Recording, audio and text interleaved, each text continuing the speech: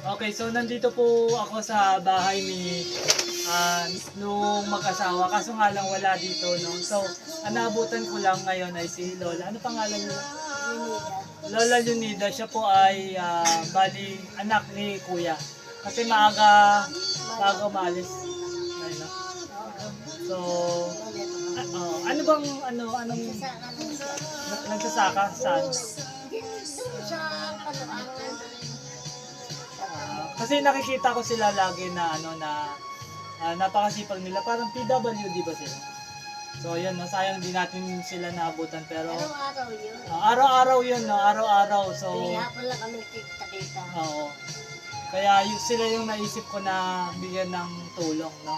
Since meron tayong kapasidad na tumulong. So kay Lola ko na lang ipaabot kasi 2 beses na ako na nagpunta rito.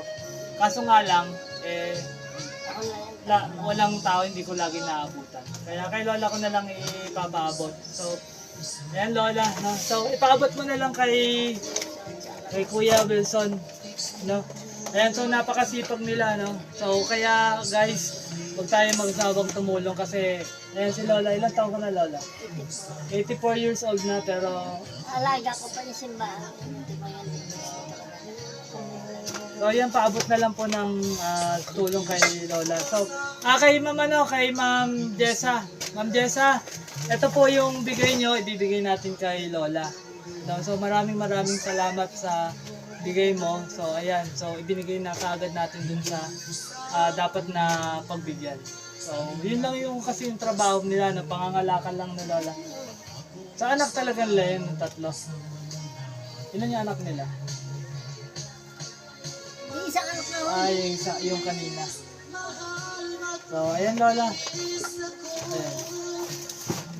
Salamat Ma'am Jessa at Ma'am Ness. So, sana huwag kayo masawa na magbigay kasi sa mga katulad nila Lola. At marami kasi ako nakikita. Nay, anong pasalamatan po natin? Maraming salamat po. So, maraming Huwag salamat. kayong mananawang tumulong sa kagaya namin. Sige.